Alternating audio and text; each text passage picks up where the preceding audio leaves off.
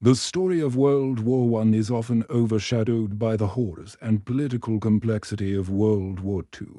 But the first global conflict was just as transformative, brutal, and world-shaping.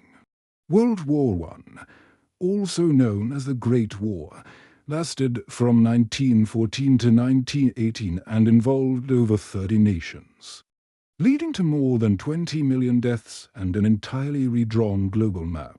To understand the roots of this massive conflict, we need to start in the early 20th century, when Europe was a continent locked in a dangerous dance of alliances and rivalries.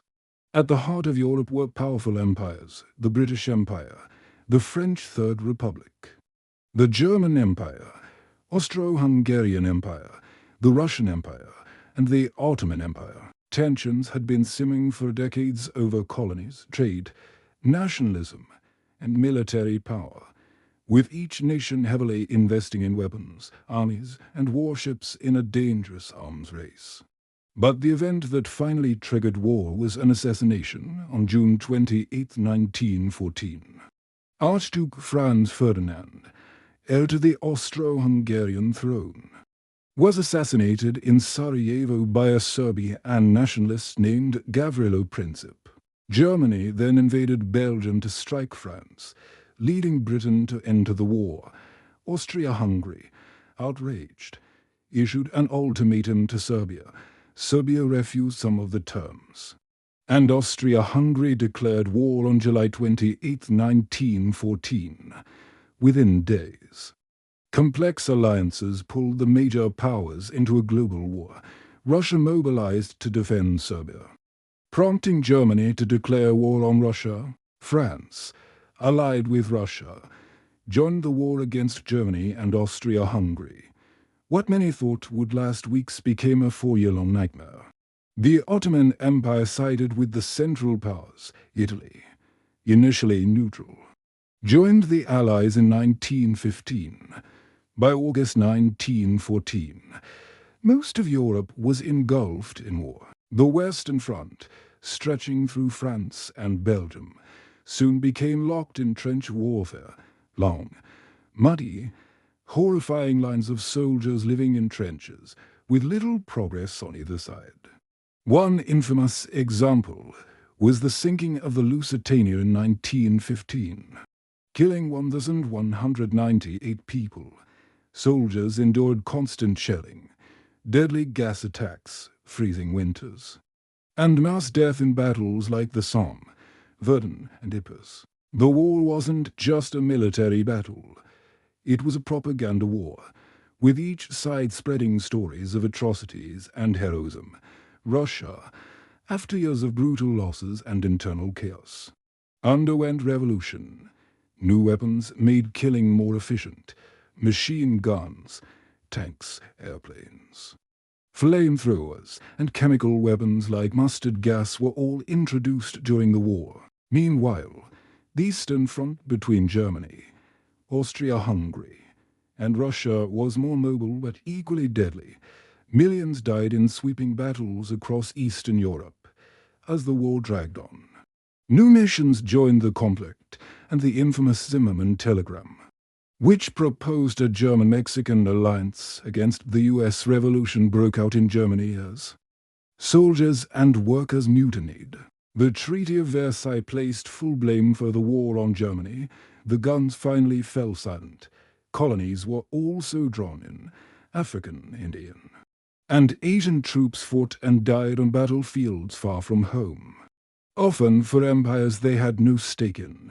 At sea, German U-boats waged unrestricted warfare against Allied shipping, sinking civilian and military vessels alike. Women had worked in factories, served as nurses, and kept economies running, fueling movements for women's rights in many nations. Initially successful, they were eventually pushed back as Allied forces counterattacked with growing momentum. Public opinion began to shift. By 1917, the war had ground to a stalemate. The Bolsheviks, led by Vladimir Lenin, seized power in Russia and signed the Treaty of Brest-Litovsk with Germany in 1918, pulling Russia out of the war. But another superpower was about to join in. In April 1917, the United States entered the war on the side of the Allies, responding to German submarine attacks. American troops, fresh and well supplied, gave a new surge of strength to the exhausted Allies. Back in Europe, 1918 saw the final German offensives on the Western Front. The German army was stretched thin, morale was collapsing, domestic unrest spread across the country. On November 11, 1918, at 11 a.m., the armistice was signed. The war was over, but peace would not come easily. In 1919, world leaders met at the Palace of Versailles in France to determine the terms of peace. Germany was forced to disarm, give up territory, and pay massive reparations to the Allies. Many Germans saw the treaty as a national humiliation. The Austro-Hungarian and Ottoman empires collapsed, their territories carved into new nations, including Yugoslavia, Czechoslovakia, and Iraq. The war's end did not bring stability. It sowed the seeds of economic depression, political extremism, and ultimately, the rise of Adolf Hitler. World War I also changed societies. The horrors of trench warfare, the loss of a generation, and the scale of destruction left deep scars in European culture and consciousness. Poets like Wilfred Owen and Siegfried Sassoon captured the trauma and disillusionment of the battlefield in haunting verse. Technological advances driven by war, such as aviation, wireless communication, and modern medicine, would shape civilian life in the decades to come. Yet perhaps the most important legacy of the First World War is how it reshaped global power. The British Empire weakened. The United States emerged as a leading global force, and revolutions and decolonization movements began to stir in colonies around the world. In the Middle East, the secret Sykes-Picot Agreement between Britain and France carved up former Ottoman lands, creating boundaries and conflicts that still persist today. The League of Nations was formed in the hope of preventing future wars, but it would prove powerless against the storm brewing in the 1930s. Only 2 decades later, the world would plunge once again into an even more devastating conflict, World War II. But World War I remains the conflict that changed everything. It ended empires, birthed new nations, and began the modern age of total war. A war that was supposed to end all wars, but instead became just the beginning.